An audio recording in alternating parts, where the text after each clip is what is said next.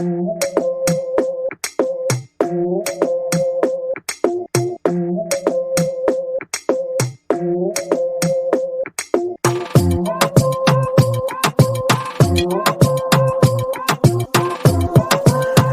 and welcome to Black, Brown, and Bilingue, where our mission is to unite the Black and Brown communities through education, storytelling, and community engagement.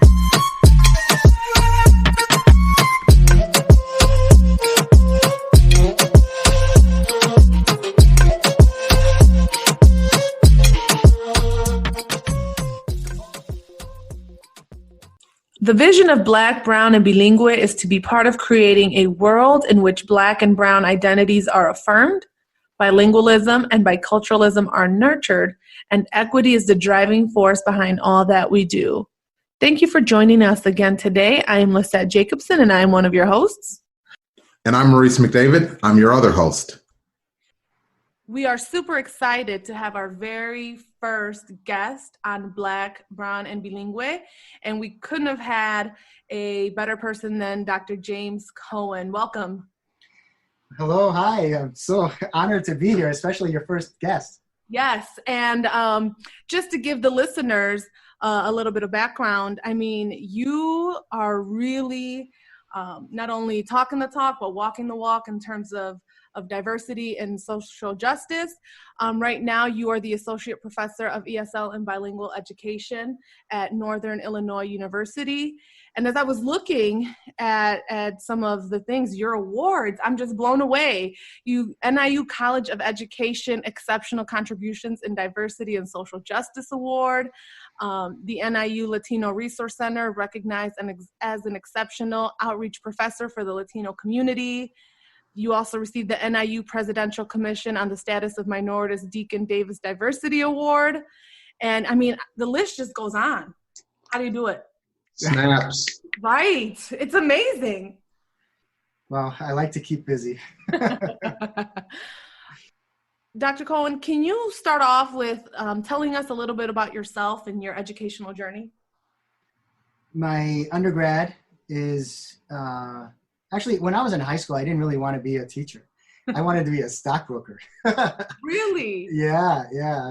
And then I got to college. I went to University of Wisconsin-Madison for undergrad. And I don't know what happened, but I fell in love with English, English literature. And I thought, gosh, let me teach English. So I got into the College of Ed, and it was College of Liberal Arts and Sciences with College of Ed classes. So anyway, I became a high school English teacher. But my mom always told me that I always wanted to be in the Peace Corps when I was a kid. And so when I graduated from UW-Madison, I taught 1 year in high school in Maryland, American Lit. And at the same time, I applied for the Peace Corps. And this was a huge pivotal time in my life because when I was in Sri Lanka for a little over 2 years, and I was teaching teachers English, and that's where I learned what it means to be white. That's where I learned what it means to be a non-native English speaker. That's where I learned what it meant to be othered. And that experience put me on a completely different trajectory.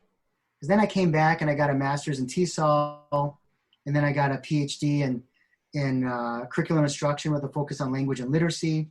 And then I took enough classes for equivalent of another master's in reading. And so my educational background is that. I've taught in several countries around the world, and the official education, the university education is that. But I think the places where my education expanded the most was when I was traveling. What prompted you to become such a big advocate for linguistically and culturally diverse learners, particularly for immigrants here in the United States? When I was doing my master's practicum, I was at the University of Veracruz in Jalapa. And my host family I was staying with the host family, and my host brother took me to his university, to his English class where he was studying English. And at the time, they were talking about, in California, the Proposition 187, which is basically outlawed everything for undocumented immigrants. They couldn't obtain health care, they couldn't go to school, they couldn't do anything. Of course, it was found unconstitutional because we all know Plyler versus Doe, the 1982 Supreme Court case, said that you can't punish children for the decisions of their parents. So all undocumented immigrants, all people, all children, pre-K through 12, are allowed a free public education. Doesn't matter, no matter what their status is. So I remember sitting there, and the people his classmates were asking me about Proposition 187 in California, and I looked at him and I said, I don't really know a lot about it, and to this day I'm ashamed that I didn't know a lot about it, and I didn't know that it was outlawing people. So when I, going ahead several years, and I was in my doctoral program collecting data for my dissertation, it turned out that all five of the high school kids that I was interviewing, they revealed to me, and I never asked them their status, but they all revealed to me that all five of them were undocumented. Mm. And it was at the same time I was looking at, what I would learn from my dissertation is how awful our society treats this group of people. And it's mainly based out of ignorance and an ideology that is based on a false history of what United States is about. Mm-hmm. So to make a long-winded answer to that short question, that's how I got into advocating and teaching and learning about undocumented immigration. It's through those experiences. Wow. Dr. Cohen, you mentioned earlier that in some of your international travel, you came to a clearer vision of whiteness and othering. I wonder, when you talk about advocacy for these, Black, Indigenous, people of color, that group there, what drew you, I guess, if you can talk in a little bit more detail, what drew you out of that comfort zone, right? There are lots of people who have seen things and even as they learn different things, but they stay where it is comfortable. What pushed you outside of that comfort zone to a place where you're now willing to do a lot of the work that you do? I think I have to go back to my upbringing, to be honest, and the experiences I had as a child. I'm Jewish. Everyone who knows me knows that I'm Jewish. And the reason I actually tell all my students that I'm Jewish is because my 1 year teaching high school in Maryland, I had a student who yelled at me and said, "You Jewed us again." I tell all my students that I'm Jewish. And the reason is because I don't want to put my students in a position where they accidentally say something stupid against Jews. And I don't want to hear it anyway. Right? And so that's one. But when I was in high school, I had my tires slashed to my car. I had swastikas written on my driveway. I was called a dumb Jew, a stupid Jew, in front of my teachers. And the teachers didn't do anything. Wow. Mm-hmm. And, these kinds of experiences opened my eyes to a world to a hate that no one should see or feel or experience. This experience has, being Jewish and having experienced discrimination, opened my eyes to the understanding that there's a lot of hate in the world. And when I started seeing all this hate put on immigrants, I said, well, I need to do something. And I need to learn about it, right? And then when I got to Northern, 10 years ago, and I started teaching this class called Multicultural Education, my introduction or my entryway or my gateway to the field of multicultural ed is through immigration and ESL, bilingual education, the second language acquisition and policies, language policies. But after coming here, I realized very quickly that I needed to start learning about the Black experience too. And I needed to start learning about the Indigenous experience too. That's interesting you bring that up, because we recently released an episode called The Black-Brown Divide. And just for me as a Mexican-American woman, when I hear you say, the shame that you didn't know about this proposition when you were in Veracruz, I, as an adult, have felt a lot of shame for not knowing my own history. And it's because I am a product of U.S. public schools. And I joke, but there's serious, I'm serious when I say that the little that I do know in terms of like Black history is way more than what I know about Mexican-American history. Yeah. And I know very little Black history, but I feel like I know even less. And it's hard, especially in the role that I am in right now, when working in a school district that is largely Latino, where I don't know where to point students. I don't know. And so I remember in my own experience, I would default to the Black experience because it was different. So I wasn't white and I wasn't Black, but I defaulted to the Black because I knew it was separate from white.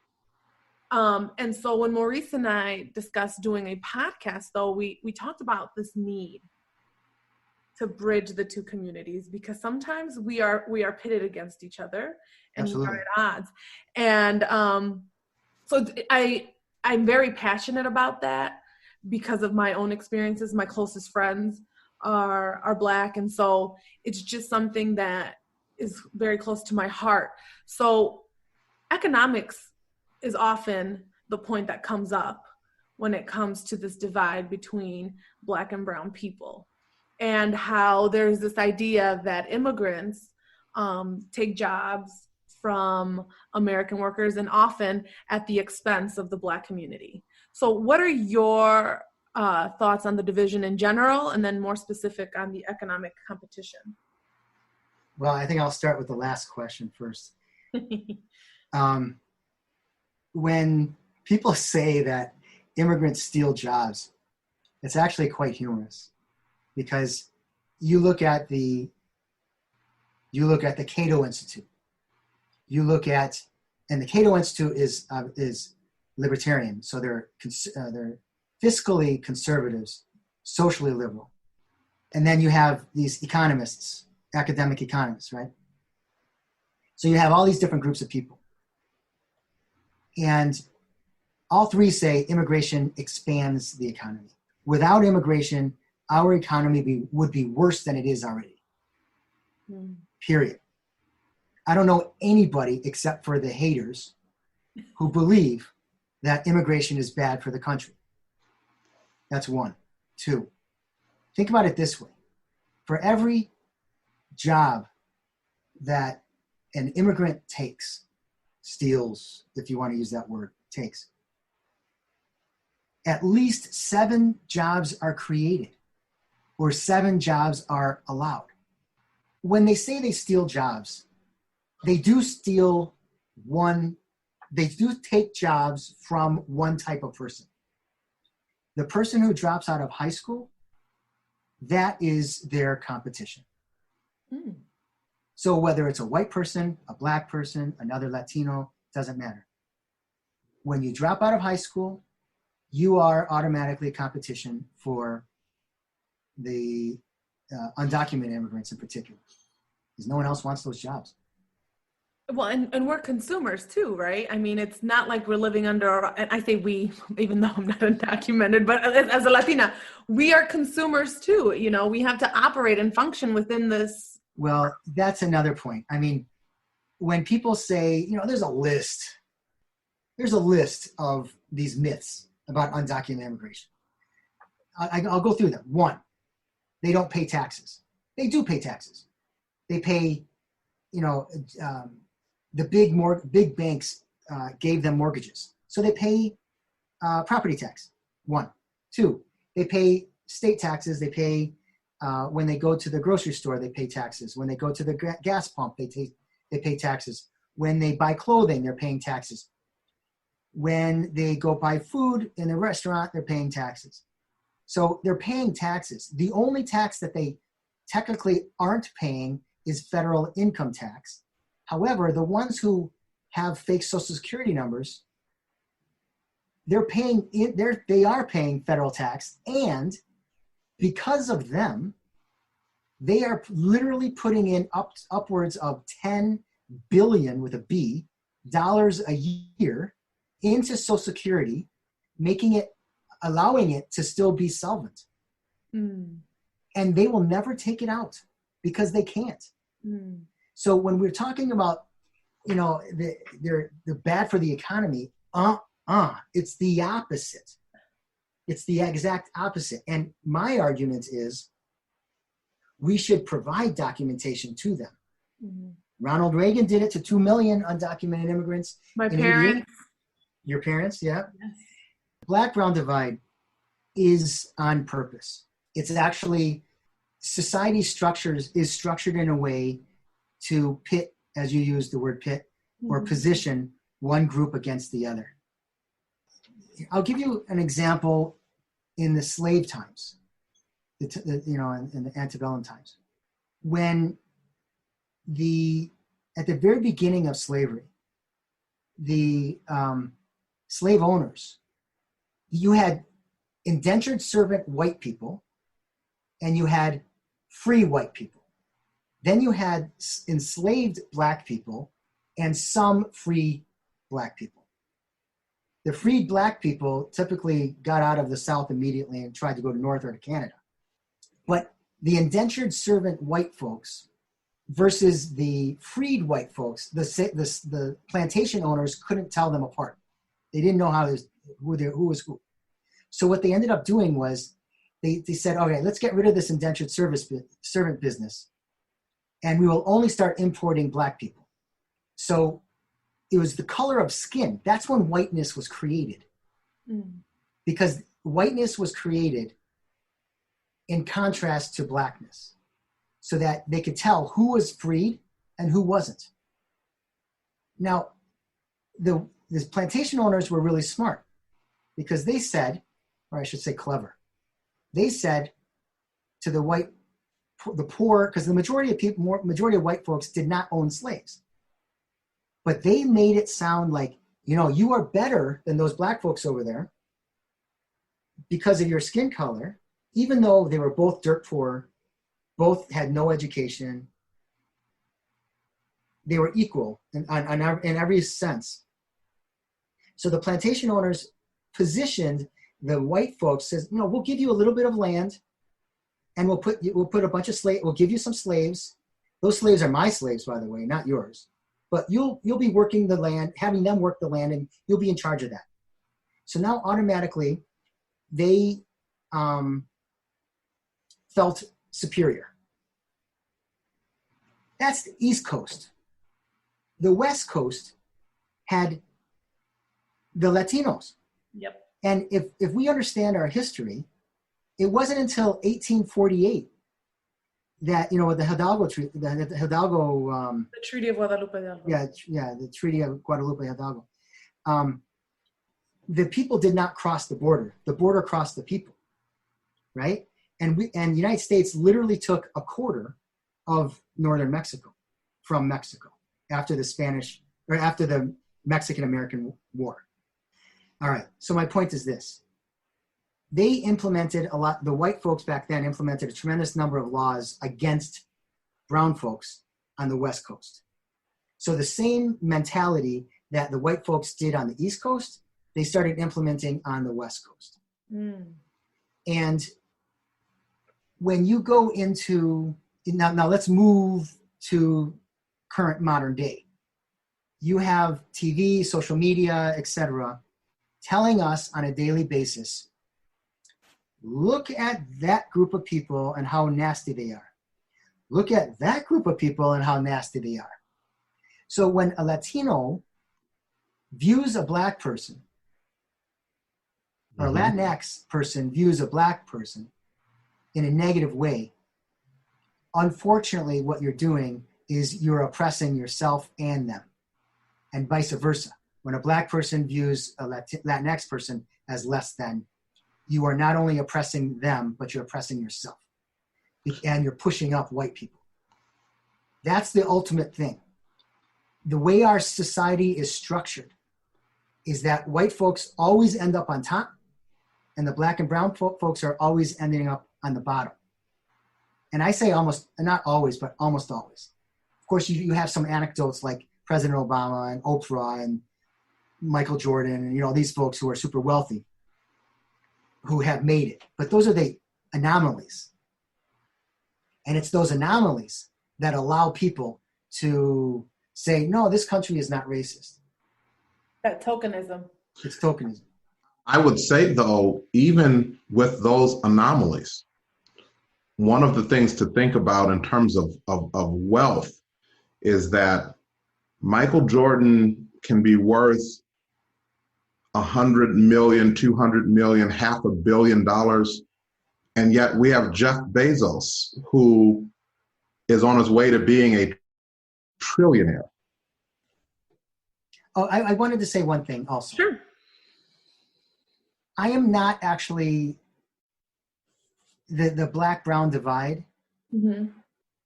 I'm really, really cautiously optimistic Mm-hmm. that that's going to start fading away a little bit. I am too. And I'll say one reason why. When people become aware of their surroundings and the systemic racism that exists, then Black folks and brown folks start understanding that it's the system that's the problem. It's not even white people. White people aren't necessarily the problem. It's the system that's the problem. Yeah. Yes, it was created by white people, but Mm-hmm. white folks are not the problem. It's all of us and together that we have to be fighting against the system. Well, and that was going to be my next question. As we work to deconstruct these systems of white supremacy and oppression, how significant do you think it is for Black, brown, and other marginalized groups to work together? Oh, it's incredibly important. And how do you think we can do that, though, without feeling like there's not enough pie to go around? Because I think that's what that idea is that if the Black people get the pie, then the Latinos don't get any. And then if the Latinos get it, and I feel like that's the notion that we're up against. So what do you think are some logical ways? That's a zero gain ideology. There's plenty of money and whatever you need out there. Mm-hmm. That's to me, that shouldn't even be thought of. Mm-hmm. If you create a business, if you create a product, if you create whatever it is that you want to do to make money, you'll make money. There's plenty of money out there. Mm-hmm. So it's not like if I make some, that's taking away from you. So that way of thinking should stop. Yes. It's not even logical. When Black folks understand the laws and the policies of brown folks that have been oppressive onto brown folks, mm-hmm. and brown folks have start learning about the systems and the laws and the policies that have oppressed Black folks. When you start learning about each other, then you start realizing you are both victims. Mm-hmm. And once you start realizing that you are both victims, with agency, you do have agency, then why you shouldn't be fighting against each other. In fact, there are plenty of white accomplices now also. Mm-hmm. If you look at the marches of today, the protests after the murder of George Floyd, mm-hmm.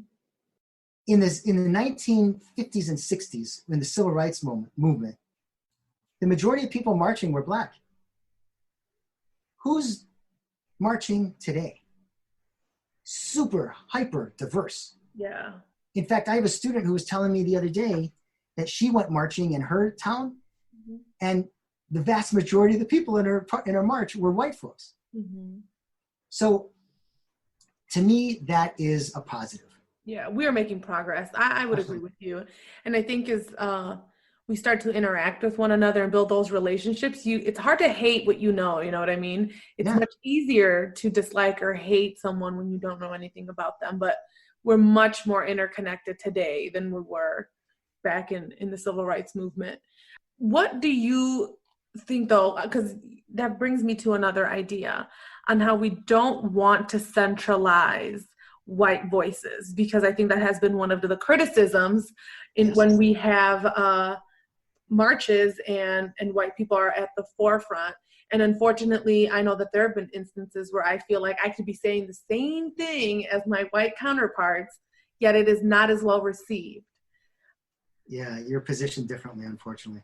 Because I would hate for white co-conspirators to feel like they can't say or speak up because they are afraid of robbing and centralizing themselves. But the white folks in this situation really should not be the ones who are in charge necessarily, right? I think Black and brown folks should be. And I think we need to learn, open our eyes, and listen more. And we, meaning white folks. And, well, everyone, actually, not just white, but everyone. But I think also, like you said, well, if you look at, you made a good point by centralizing Black and brown voices. And that's what we need to do. Instead of the canon in our K-12 schools, as an example, of always being white history, white literature, dead white men literature in particular, we should be expanding that and make the canon include Maya Angelou and all these other folks who have written fabulous pieces of art, right? If we centralize those works of art and those pieces of literature, but continue to read Huckleberry Finn and continue to read the other canon, or the current canon, I think that will expose all students to a greater understanding. I mean, think of it this way. I get students in the multicultural class who get so angry, and they'll raise their hand and say, I am so angry right now. Why? Because I went to school for 12 years. I never learned any of this stuff before. Why did I have to come to college? And I'm a junior in college, and I'm finally learning this stuff. How come I never learned this in the past? And, if we centralize more varied, diverse literature and history, gosh, I mean, it would just open up the world to everybody. And, something else that I wanted to comment on, this divide that we have, and it's all created by biases, right? First of all, we don't live in a vacuum. We live in society, and society is constantly feeding us all of these biases. It's feeding us how to think. And when so we have these two different types of biases, right? We have the explicit bias, which is the biases that we know we have, and then the implicit biases, the ones that are subconscious, or they're below our conscious level. And when we get angry or upset, and the blood literally slows down to the front of the brain, and it starts going to the back of the brain, where the fight, flight, or freeze part of our brain is. And that's when our implicit biases take over. So if we allow our implicit biases to take over, that's when you're getting into an argument. And afterwards, and you calm down and say, ooh, I shouldn't have said that. And it's because your implicit biases have taken over and are controlling what you're thinking. So, and acting and saying. There are plenty of ways of reducing the impact that our implicit biases have on us. One way is, like you said, get to know people. If you know that you have a problem with a certain group of people, Well, with all sincerity, ask somebody if they don't mind sitting down with you and answering some questions, getting to know them. Not like some zoo animal where you're going and observing, but an honest to goodness, forthright discussion. Mm-hmm. And I think it's when people are sincere and when people know that they really are there just to learn, how can you turn away somebody who really, honestly, sincerely wants to learn?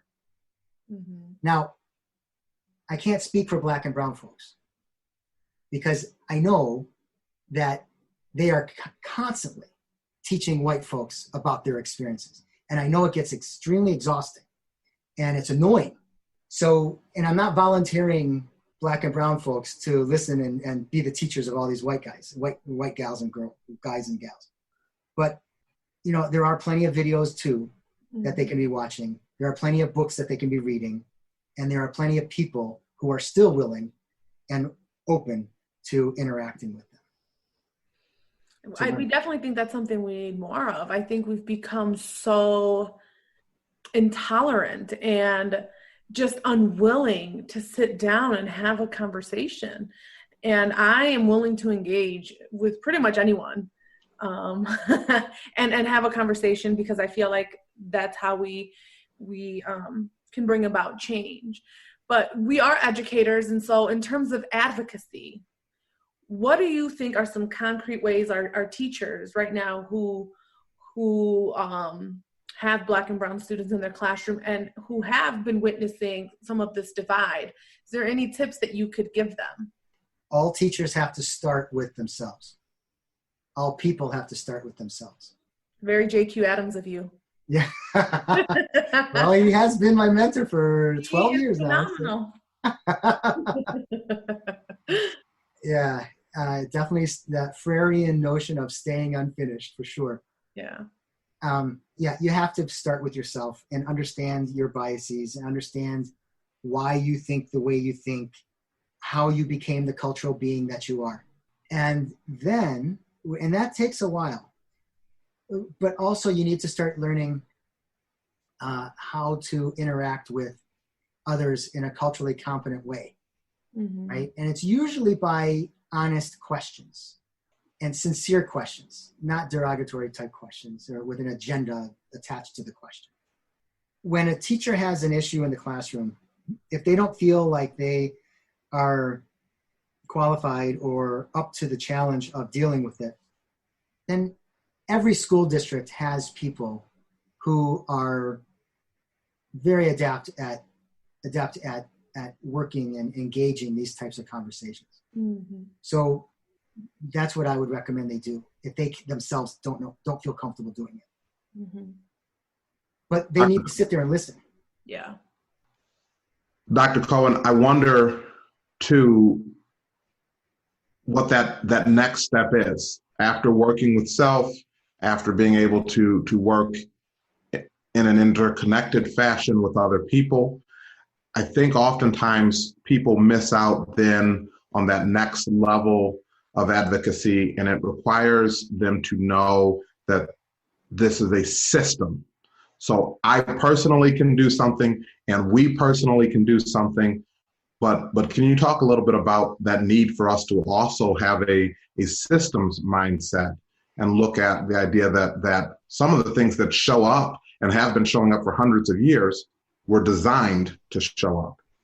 So remember I told you that I spent my sabbatical semester reading books about the Black experience in the United States. Most of those texts were on the system, the systemic level. Michelle Alexander's book, for example, The New Jim Crow, it talks about mass incarceration. Phenomenal book. Phenomenal. It's one of my favorite books of all time. It explains really, really in almost layman terms how we got to where we are now in terms of over 90% of the prison population, Black men, Black and brown men. It explains how the Supreme Court has influenced everything, how these laws and policies have influenced them. It's at the system level. And if when we're interacting with people, we need to move away from pointing the finger and saying, you are racist. No, that doesn't get us anywhere. In fact, there's a guy who coined, I think his name is Richard Spencer. He coined the term alt-right. Yes. And when this reporter asked him, do you consider yourself a racist? He said, absolutely not. So here is the most, by definition, racist person in the world, right? He's a neo-Nazi. And yet he doesn't call himself a racist. He calls himself a racialist, meaning he wants all the black and brown folks and any white folks who want to live with them on one end of the country. And then all the white folks on another end of the country. He literally wants to split the United States in half. Mm-hmm. So this concept of racist is a term that even racists can't stand. That's part of Brett's work, what he's doing right now. And he has shared with me that the quickest way to shut someone down is throw out that racist word or racism or anything with race. It is the quickest way to end the conversation, and you will not make any progress. You're right.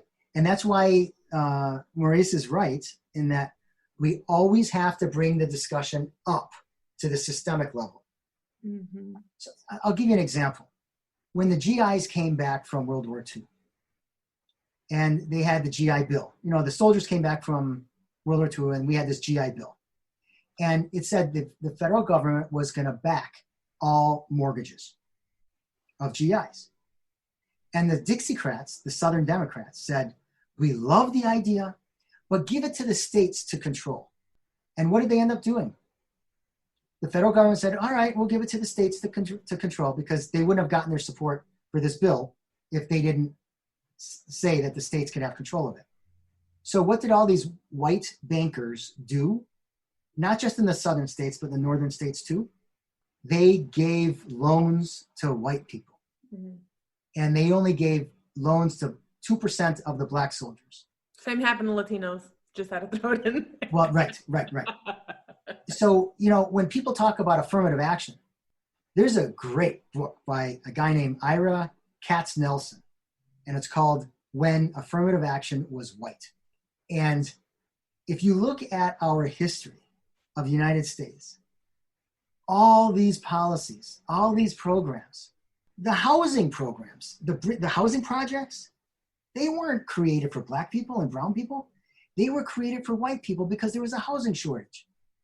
And the federal government didn't even allow black people to live in these white housing projects in the 1950s. So, if you look at our history, you can't not see that every single policy, big policy that the federal government employed was to suppress and oppress black and brown people and raise white people.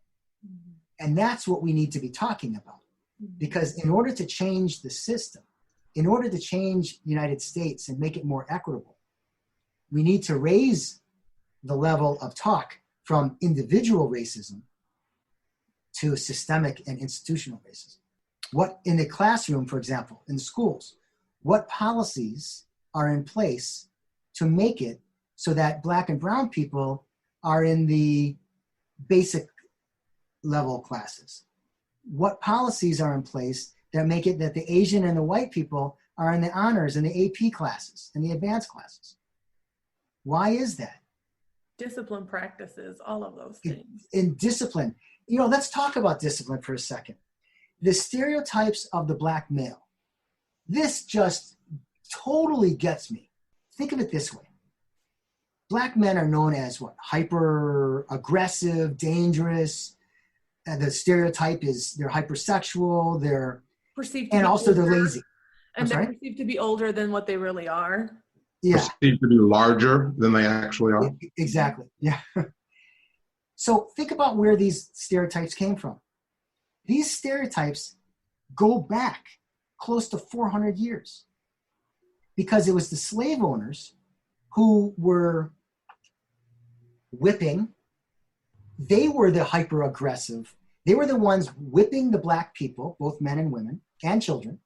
They were the ones raping the black girls, the slave girls in the fields.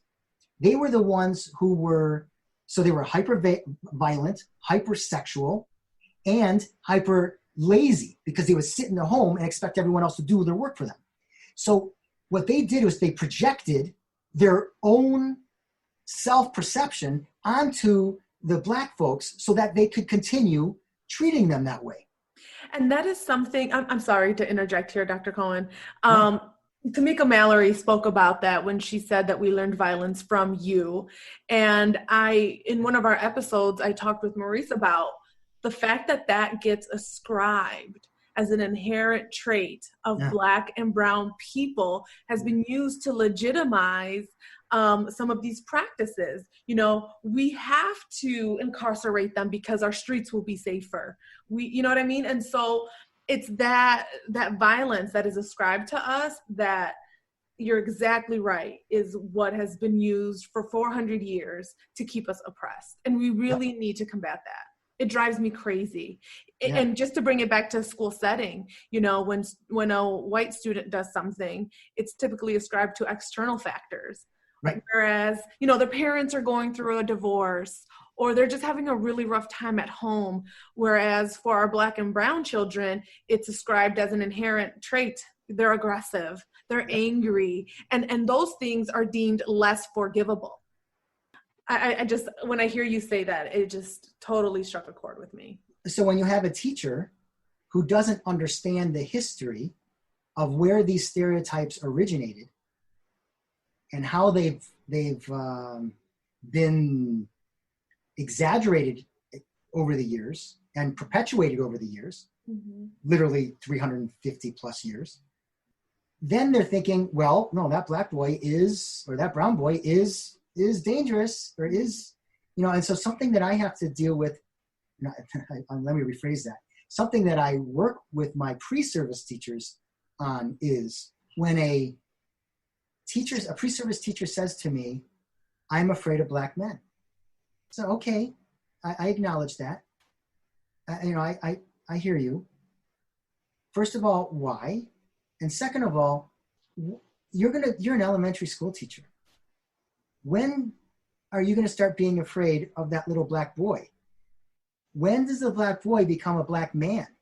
Mm-hmm. And if you are afraid of a third grader who is your height, that black boy is going to totally know that you're afraid of him, and he's going to take advantage of you. Oh yeah. So, and you're going to end up kicking him out of the classroom. And then his educational career is already starting on a bad foot, and he's only in third grade or fourth grade. Sometimes even younger. Even younger. Right. Great conversation here, Dr. Cohen. I feel like we can go on and on with you. I feel like we need to bring you back for like a part 2 with Dr. Cohen. You really are just a wealth of knowledge. So as we normally do on every episode, we end with one little tidbit that we want our listeners to walk away with. And so instead of Maurice and I sharing a little bit of something, can you tell us what you want our listeners to walk away with? When you're interacting with children, acknowledge their race, acknowledge their ethnicity, acknowledge their culture, acknowledge their language, but also acknowledge their humanity. Everyone's a human. So when people, I've heard folks say, especially against undocumented immigrants, they don't belong here. And they are illegal. People cannot be illegal. Everyone has the right to exist. They may not have documentation in the United States, but they have the right to exist. So a person is not illegal. So stop using that word. Use the word undocumented. When we use words that are derogatory, it allows us to act and treat people in an inhumane way. When we think of these refugees coming across the southern border. And when President Trump says illegal aliens, so they're not human, which therefore means, oh, okay, I don't have a problem putting them in dog cages. I don't have a problem separating them from their parents. I don't have a problem putting them in a prison-like cell where coronavirus is running rampant. I don't have a problem with that because they're not humans. So when we use the terminology that we use to degrade and dehumanize people, it allows us to commit acts of inhumanity upon them. And that is something which is a travesty in and of itself. So the thing I'm leaving you with is we need to view everybody as human beings, and we need to watch our language. Not because it's politically correct, but because it's respectful. It's treating people as humans. Wonderful. Well said. Yes, incredibly well said. Well, again, always a pleasure, Dr. Cohen. I feel like we're gonna have to bring you back for a part 2. I feel like I just could talk for hours. Listeners, I hope you've enjoyed this episode. I am Lissette Jacobson, and I am one of your hosts. And I'm Maurice McDavid, your other host. Muchas gracias for tuning in.